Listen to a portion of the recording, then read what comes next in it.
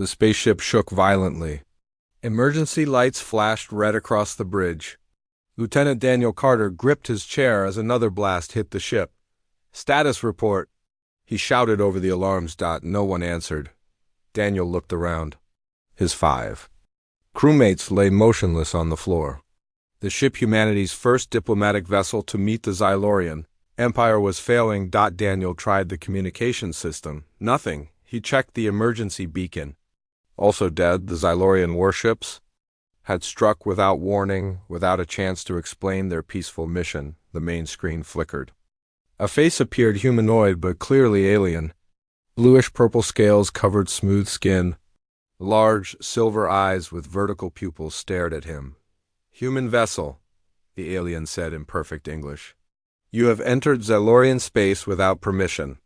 Your ship is disabled. Prepare to be boarded." The screen went dark. Daniel rushed to wake his crewmates, but their pulses were gone.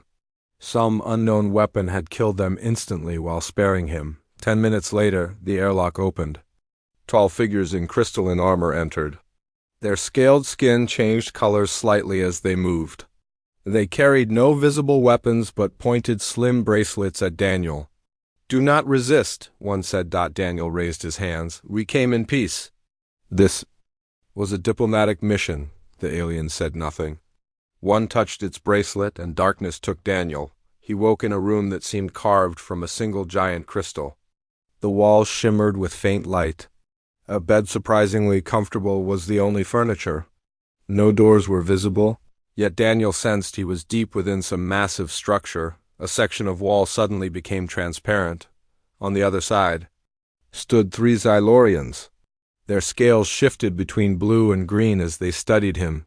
"The human is awake," one said. "Inform the Empress," replied another. The wall became solid again. Daniel explored his cell, finding no way out. His uniform had been replaced with loose-fitting clothes made from a silky material he didn't recognize. A small area in one corner provided bathroom facilities that automatically cleaned themselves. Hours passed. Then, without warning, a doorway appeared in the wall. 2 guards entered. "Follow," one commanded. They led Daniel through hallways that seemed to grow directly from the floor as they approached and disappeared after they passed. Everything glowed with soft, colored light. They passed other Xylorians who stopped to stare at him, their scales rippling with color. Finally, they entered an enormous chamber. Crystal columns reached toward a ceiling so high it disappeared in mist. At the center, on a raised platform, was a throne that seemed to float in the air, and on that throne sat the most striking being Daniel had ever seen. The Empress of the Xylorian Empire was taller than the others. Her scales shimmered in royal purple patterns. Instead of armor, she wore flowing garments that seemed made of liquid metal. A crown of living crystal grew directly from her forehead, branching like delicate antlers. "Approach, human," she commanded. Her voice rang with authority. Daniel walked forward until the guards stopped him. He stood straight, determined to represent Earth with dignity. "I am Empress Zarevex, 23rd ruler of the unified Xylorian Empire, conqueror of the 7 systems, guardian of the crystal throne." Her silver eyes studied him. "And you are?" "Lieutenant Daniel Carter, United Earth Space Force." "Lieutenant," she repeated. A military rank. So this was not a peaceful mission after all. "It was peaceful," Daniel insisted. "I'm a pilot, not a soldier. We came to establish diplomatic relations." The Empress's scales darkened slightly. "Then why did your vessel carry weapons?" "Standard defenses only. We never activated them." A tall Xylorian beside the throne stepped forward. "Empress, the human lies. Their species is known for deception." "Be silent, Lord Krell," the Empress said. "I will determine the truth." She stood and descended from her throne. The entire court seemed to hold its breath as she approached Daniel. She circled him slowly, her scales shifting slightly toward blue. "Interesting," she said. "You show no fear." "I have nothing to hide," Daniel replied. "What happened to my crew?" "They did not survive the immobilization field." "Your physiology is apparently more resilient?" Daniel felt anger rise. "You killed them without warning, without provocation." We protected our borders from unknown invaders. The Empress stopped directly in front of him. The real question is what to do with you now, Lord Krell spoke again. Our laws are clear. Alien trespassers must be executed. Several council members nodded in agreement. Daniel kept his eyes on the Empress.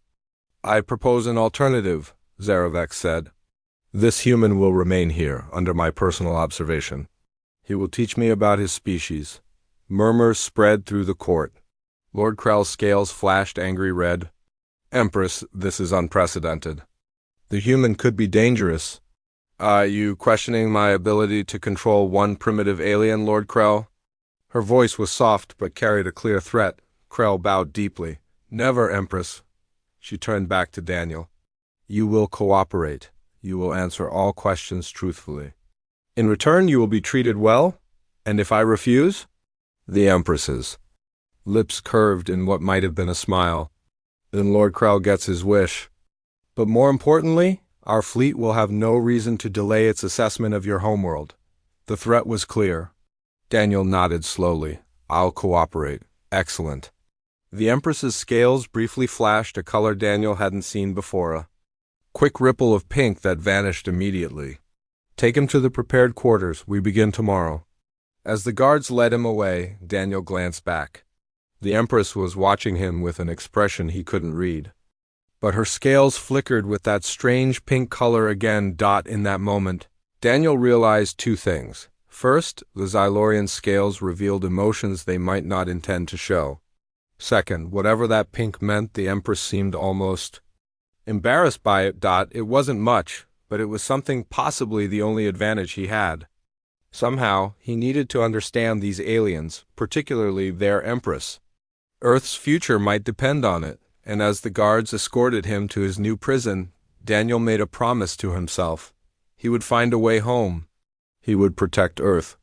And somehow he would discover what made the mighty Empress's scales turn that revealing shade of pink. 3 months passed in the Crystal Palace. Daniel's days fell into a routine. Each morning, guards brought him to a private chamber where the Empress waited. There, she questioned him for hours about Earth, humans, and their ways. Each afternoon, Xylorian scientists examined him, taking samples and running tests. Evenings were his alone in quarters that, while comfortable, remained a prison. Today's session with the Empress felt different. She dismissed her usual attendants, leaving them alone. You appear well rested, Lieutenant Carter, she said, her scales their usual royal purple. Thank you, Empress, Daniel replied. He had learned to be polite but not submissive. After 92 days of questioning, I find humans increasingly puzzling. She walked around him in a slow circle. Your species is so inefficient. Daniel remained silent. He had learned this was part of her process. You devote enormous resources to activities with no survival value, art, music, literature. She stopped directly in front of him. Explain why. Those things make life worth living, Daniel said. They help us express feelings that can't be put into simple words. Feelings, she repeated, almost like the word tasted strange. Yes, your emotional responses are most perplexing. Her scales flickered briefly with that now familiar pink shade. Daniel had noticed it happened whenever they discussed human emotions, especially love or desire. Today I wish to understand human relationships, she announced. Specifically, the concept you call love. Daniel shifted uncomfortably. That's a complex topic. Explain it anyway. Love is ... Daniel paused, searching for simple words. It's when you care about someone else's happiness as much as your own, sometimes more. The Empress's scales rippled with color. This makes no evolutionary sense. How does prioritizing another's well-being benefit survival? It creates bonds, trust. It makes us protect each other, work together. Xylorians cooperate efficiently without this love, she countered. We select mates based on genetic compatibility. And social advantage? And are you happy? Daniel asked before he could stop himself. The Empress stared at him. No one had ever dared ask her such a question. Happiness is irrelevant. I serve my purpose. The Empire prospers. But are you happy? Daniel pressed gently. Her scales flashed a dark blue he'd never seen before. You overstep, human. I apologize, Empress. She turned away, looking out at the crystalline city visible through the window. Describe human mating rituals. Daniel cleared his throat. We call it dating or courtship. Two people spend time together, learning about each other, seeing if they're compatible. And physical contact? Your species reproduces sexually, correct? Yes, but physical intimacy usually comes after emotional connection is established. The Empress turned back to him, her scales now rippling between purple and pink. Show me, Daniel blinked. Show you what? How humans express physical affection, the preliminary behaviors. I don't think this is not a request, Lieutenant. Her voice was firm, but her scales betrayed her with flashes of bright pink. Carefully, Daniel reached out and took her hand. Her skin felt smooth and cool, the scales softer than they looked. He heard her intake of breath.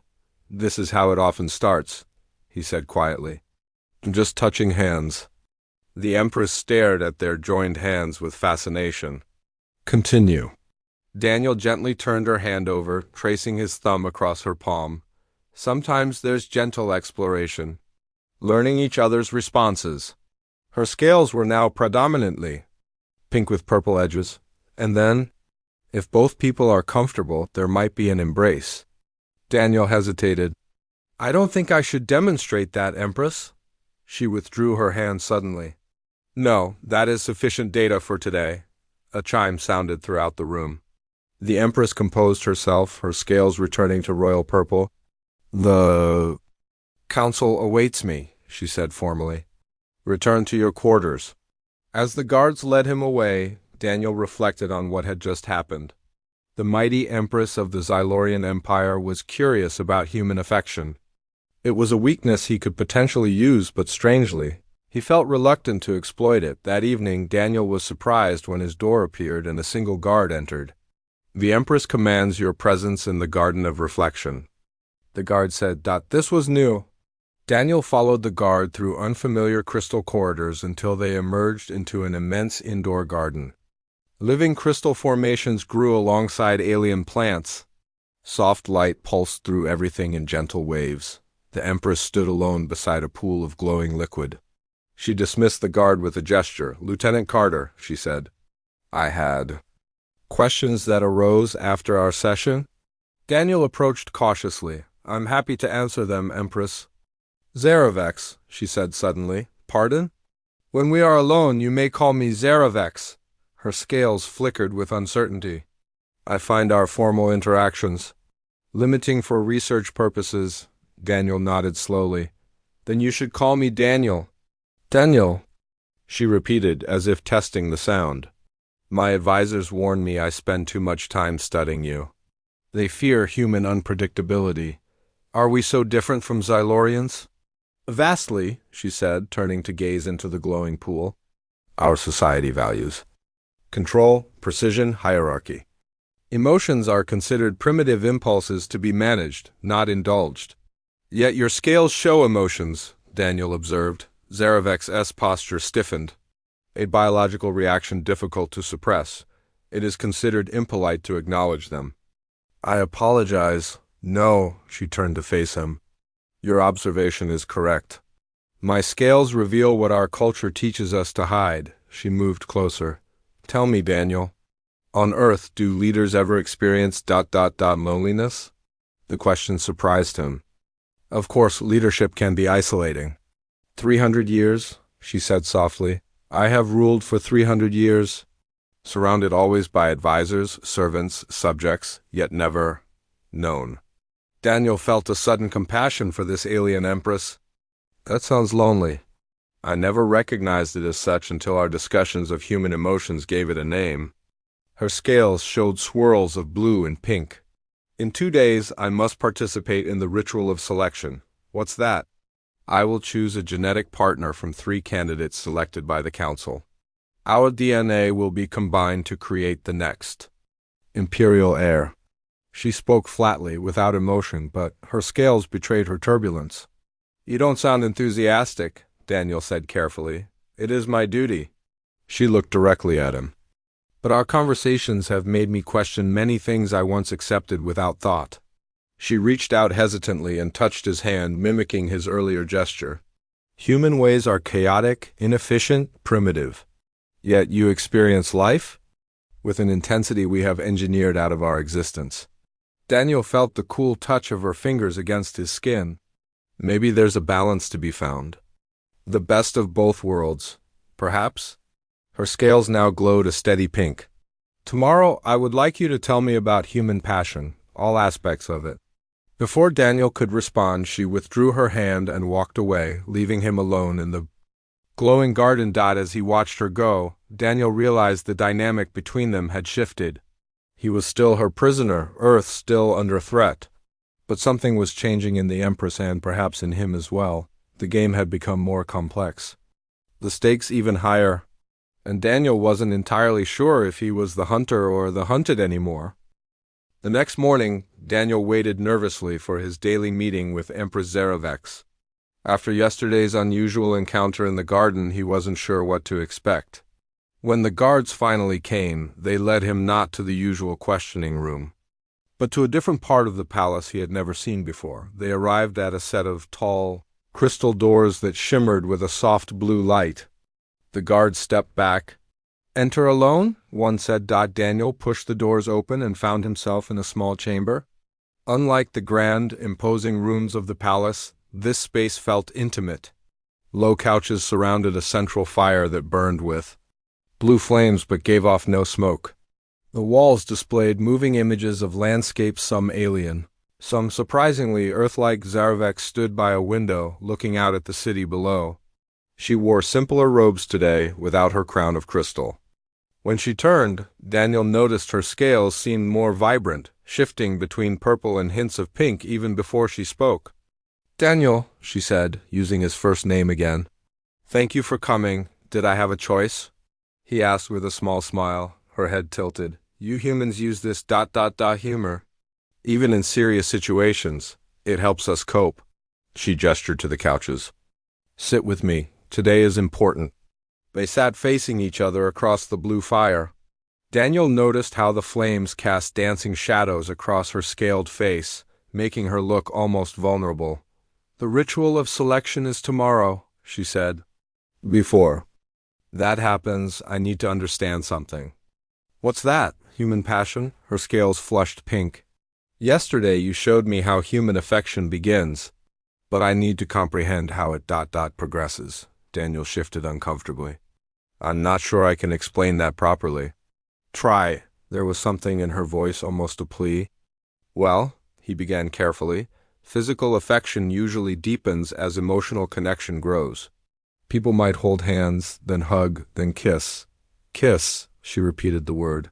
"The pressing together of mouths? This seems unhygienic." "Despite everything?" Daniel laughed.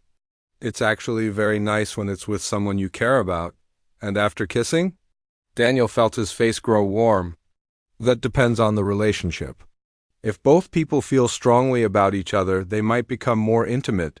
"You mean mating sex?" Her scales rippled with color. "Yes, but humans don't just do it for reproduction. It's about connection, pleasure, showing love." Zarovex was silent for a long moment. "Xylorians once mated physically, thousands of years ago. We evolved beyond it. Now reproduction happens in laboratories. Genetic material is selected, combined, and grown. No physical contact required." "Is that better?" Daniel asked. "It is more efficient." She looked directly at him. "But I wonder what has been lost." A chime sounded, interrupting them. Zarovex's scales darkened with what Daniel now recognized as annoyance. "The candidates for the selection ritual have arrived early," she said. "I must greet them." She stood. Abruptly, "Tonight, after the formal dinner, come to the Garden of Reflection again. We will continue this discussion." Before Daniel could respond, she was gone. Leaving him alone with the blue fire and his confused thoughts, the guards returned Daniel to his quarters. Hours passed. He tried to read the Xylorian text they had given him to learn their language, but couldn't concentrate. His door suddenly appeared and a guard entered. "The human will observe the formal dinner from the viewing gallery," This was unexpected. Daniel followed the guard to a small balcony overlooking an enormous dining hall. From here, he could see everything but remained hidden from those below. Hall glittered with crystal decorations. Hundreds of Xylorians in formal attire sat at long tables. At the head table sat Empress Zarovex in her full royal regalia, looking regal and distant, nothing like the curious woman who had spoken with him earlier. Beside her sat 3 male Xylorians, each wearing elaborate armor with different colored crystals. These must be the candidates for the selection ritual. The one with red crystals is Lord Krell, said a voice beside Daniel. He turned to find a female Xylorian guard. He recognized one who had always treated him kindly. The council hopes she will choose him, the guard continued quietly. He comes from an old bloodline. The other 2 are younger, less traditional. They believe the Empire should expand more aggressively. Daniel watched as Zarovex spoke formally. With each candidate, her scales remained royal purple, revealing nothing of her feelings. Who do you think she'd choose? Daniel asked. The guard looked at him curiously. It is not about choice. It is about duty. The Empress will select whoever strengthens the Empire most. The dinner proceeded with elaborate ceremonies. Speeches were made. Daniel noticed Lord Krell watching the Empress with calculating eyes. Later, when most guests had left, Daniel saw Lord Krell approach Zarovex alone. They spoke intensely. Though Daniel couldn't hear the words, he saw Krell's scales flash angry, red before he stormed away. The dinner concludes, the guard said. Return to your quarters. But the Empress asked me to meet her in the Garden of Reflection. The guard hesitated, then nodded. I will take you there instead. The garden was dark except for the soft glow of the plants and crystal formations. Daniel waited by the luminous pool where they had met before. Time passed, and he began to wonder if the Empress had changed her mind. Then he heard footsteps. But it wasn't Zarovex who emerged from the shadows. It was Lord Krell with 2 guards. The human prisoner, Krell said, his scales pulsing red with anger. You will come with us now. I'm waiting for the Empress. The Empress is occupied with matters of state. Krell's thin lips curved in what might have been a smile. She has granted me authority to continue your questioning. Daniel didn't believe him. I'll wait for her confirmation. Krell stepped closer. You have corrupted her thinking with your human ideas. After tomorrow's ritual, you will no longer be needed. Your execution has already been approved by the Council. And Earth? Daniel asked, trying to hide his fear. A primitive world of no consequence. After studying your physiology, we have developed weapons specifically designed for humans. The invasion fleet departs in 7 days. Daniel's heart raced. This was the first he'd heard of definite plans against Earth. The Empress won't allow that. The Empress will be too occupied with her new consort to interfere, Krell signaled the guards. Take him to the examination chamber. As the guards moved forward, a commanding voice rang out, Stop! Empress Zarovex stepped into the garden, her scales flashing between purple and angry red. Empress! Krell bowed. I was just ensuring the human returned to proper confinement. You overstep your authority, Lord Krell. Her voice was cold. The human is under my personal protection. Krell's scales darkened. The Council has concerns about your interest in this creature. The Council serves me, not the reverse. She moved to stand between Daniel and Krell. Leave us. For a moment, Daniel thought Krell might refuse. But he bowed stiffly and left with his guards when they were alone. Zarovex turned to Daniel, her scales now showing swirls of blue and pink. I heard what he said about Earth, Daniel said urgently. I know, she looked troubled. Events are moving faster than I anticipated. The conservative faction pushes for immediate action against your world. Can you stop them? Not directly. Not without risking civil war, she moved closer to him. But there may be another way. Her scales now pulsed steadily pink as she reached out and took his hand. Tomorrow, she said softly, everything changes. Morning came and Daniel paced in his quarters. After last night's encounter in the garden, he had expected guards to come for his usual morning session with the Empress. But hours passed with no one. Finally, his door appeared and a guard he didn't recognize entered. Human, you will prepare for the selection ritual. You have been granted observer status. Observer status? Daniel asked, confused. It is unprecedented, the guard admitted. But the Empress has commanded it. The guard handed him new clothes, a formal Xylorian robe made of shimmering blue material. Daniel changed quickly, wondering what Zarevex was planning. They walked through corridors Daniel had never seen before. Xylorians stopped and stared at him, their scales flickering with surprise and sometimes disgust. Finally, they reached an enormous domed chamber filled with hundreds of Xylorians in formal attire. The guard led Daniel to a small section off to the side where he could see everything. Remain here. Do not speak unless spoken to by the Empress herself. Daniel nodded and looked around. The chamber was built like an amphitheater, with rows of seats surrounding a central circular area. At the far end sat an elaborate throne on a raised platform. Crystal formations grew from the floor, pulsing with light and rhythm. Almost like music made visible, a hush fell over the crowd as Lord Krell entered with the other two candidates. They took positions around the central circle, each standing on a different colored platform. Krell's scales showed confidence, almost smugness. A loud chime sounded 3 times, and everyone stood. Empress Zarevex entered, wearing the most elaborate regalia Daniel had seen yet. Her crown of crystal seemed larger, and her robes flowed like liquid metal, changing colors with every step. Her scales were perfect royal purple, betraying no emotion. She took her place on the throne, and the ceremony began. An elderly Xylorian began reciting what seemed to be a traditional speech about duty and bloodlines.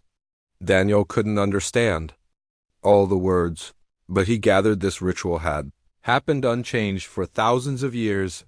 Each candidate stepped forward to present their qualifications. The first 2 spoke of military victories and scientific achievements. When Lord Krell's turn came, he spoke of his ancient bloodline and his vision for expanding the empire, including plans to study and eventually conquer more primitive species. His eyes flickered briefly toward Daniel as he said this. Throughout these presentations, Zarevex remained perfectly still, her scales revealing nothing. But Daniel, who had spent months studying her, noticed the slightest tension in her posture. After the candidates finished, the elder spoke again. Empress Zarevex, 23rd ruler of the unified Xylorian Empire, you have heard the candidates. According to tradition, you will now announce your selection for genetic pairing. The entire chamber went silent. Zarevex rose from her throne. Her voice rang clear through the chamber. For 10,000 years, this ritual has remained unchanged.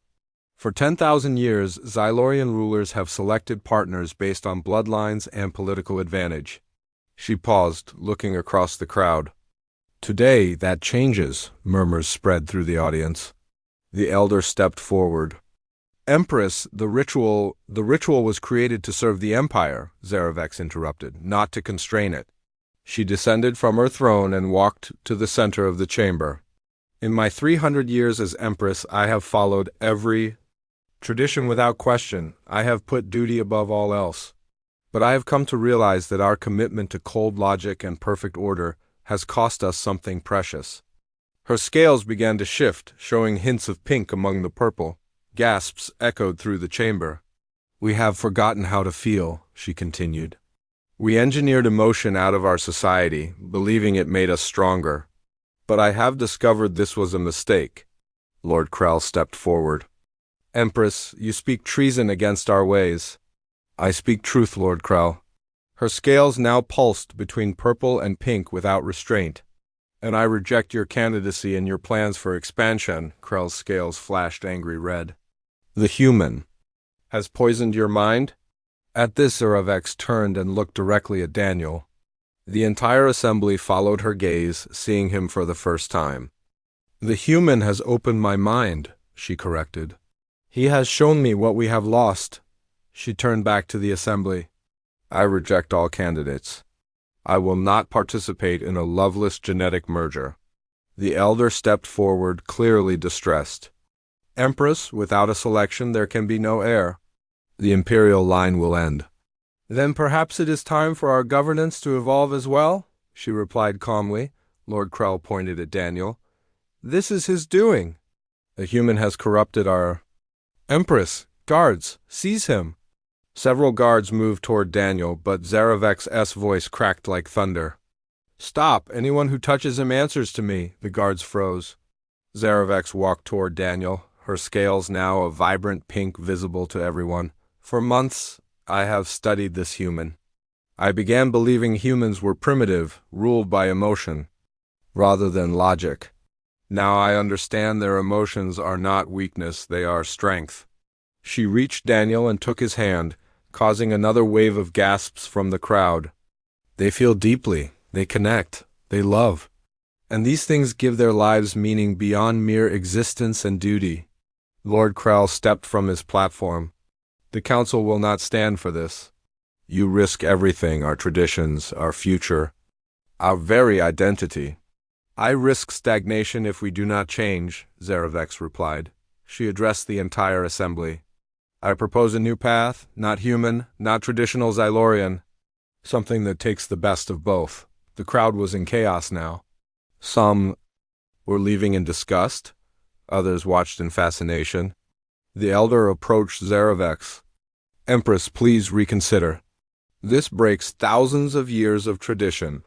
Some traditions deserve to be broken, she said gently, but I understand this is too much change too quickly.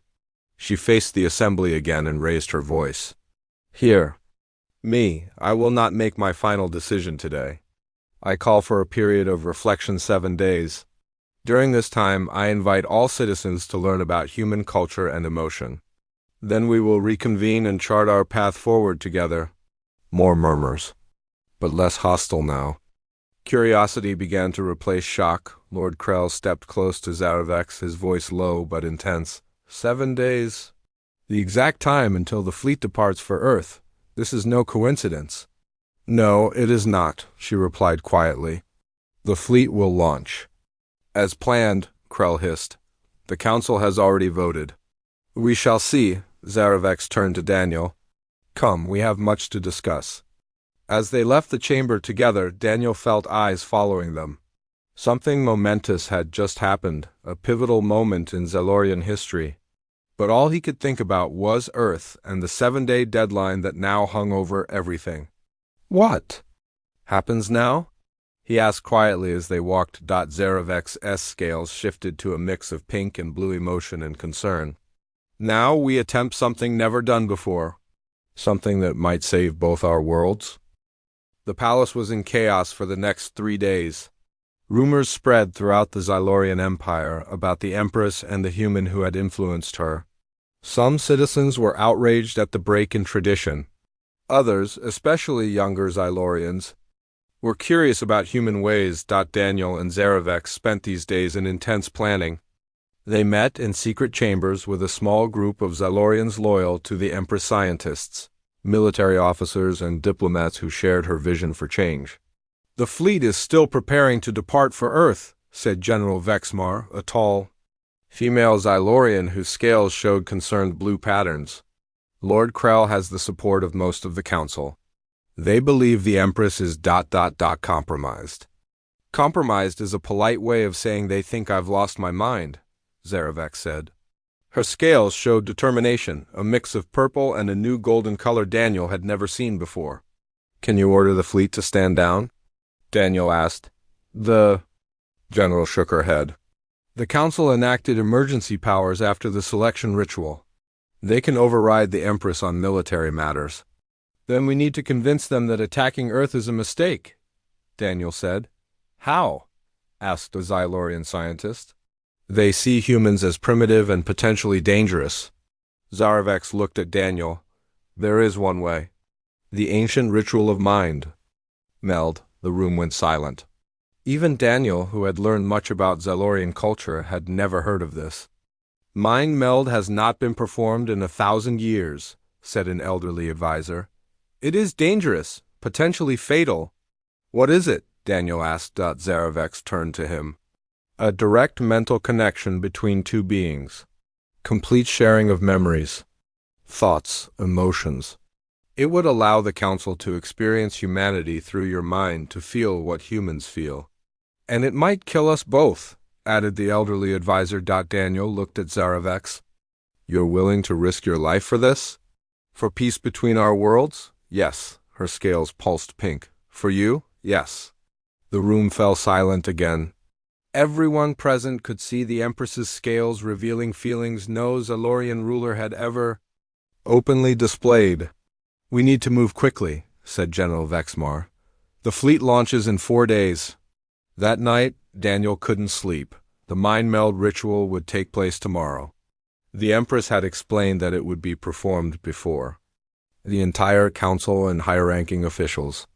If it succeeded, they would experience human emotion firsthand through Daniel's memories.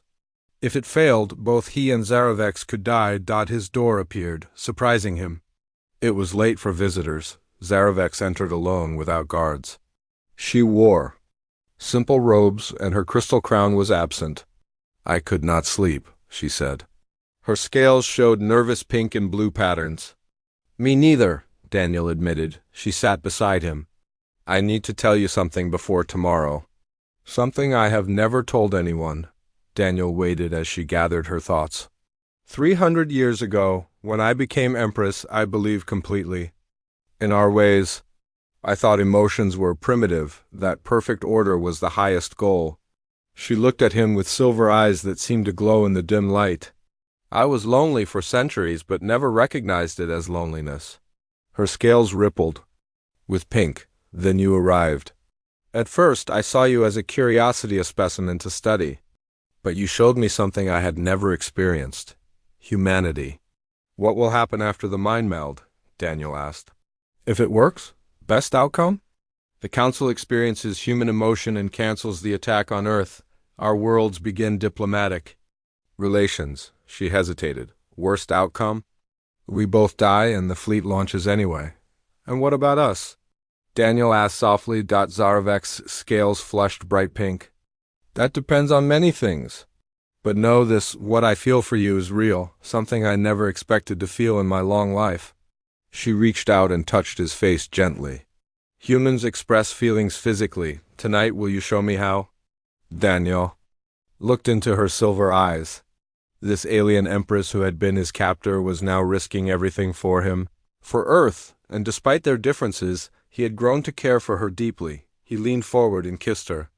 Her scales glowed with brilliant pink light that filled the room as she kissed him back. The ceremonial chamber was filled with hundreds of Zalorians the next day. The entire council sat in the front row, Lord Krell among them, his scales dark. With disapproval. In the center of the room stood a crystal platform with 2 curved chairs facing each other. Ancient symbols were carved into the floor around it. Daniel entered first, escorted by guards. Many Zylorians had never seen a human before, and whispers filled the room. Then Empress Zarevex entered in full ceremonial regalia. Her scales showed calm purple, hiding her feelings. Members of the council, citizens of the empire, she began. We gather to perform the ancient ritual of mind meld. Through this, you will experience humanity directly through this man's consciousness. You will feel what humans feel, know what they know. Lord Krell stood. This is a waste of time. The fleet prepares for departure. Humans are primitive and dangerous. If that is true, Zarevex replied, the mind meld will prove it. But if you are wrong, would you not wish to know before starting an unnecessary war? Krell had no answer to this. He sat down, scales flashing red. Zarevex and Daniel took their places on the crystal chairs. Attendants placed a circlet of crystal on Daniel's head, matching the Empress's crown. The elderly advisor who would guide the ritual spoke ancient words as the crystals began to glow. Your minds will join, he told them. Complete openness is required. Any resistance could be fatal. Daniel looked at Zarevex one last time. Her scales briefly flashed pink before returning to purple. He nodded, ready. The advisor touched both their crowns. Blinding light filled the room. Daniel felt his mind expanding, connecting with Zarevex's consciousness. 300 years of memories flooded into him, her childhood, her coronation, centuries of rule, the loneliness she had never acknowledged. In turn, he opened completely to her his life on Earth, his family, his hopes and fears, the full spectrum of human emotion, joy, grief, love, anger, hope. Their joined consciousness expanded outward, touching the minds of everyone in the chamber. For one brief moment, every Xylorian present experienced humanity through Daniel. When the light faded, Daniel and Zarovex remained sitting, both alive but exhausted. The room was completely silent. Many Xylorians had tears running down their faces, something unseen in their society for millennia. Their scales showed colors never before displayed. Even Lord Krell seemed shaken, his scales shifting through multiple colors. Zarovex stood on shaky legs. Now you understand. This is what we lost when we engineered emotion out of our lives.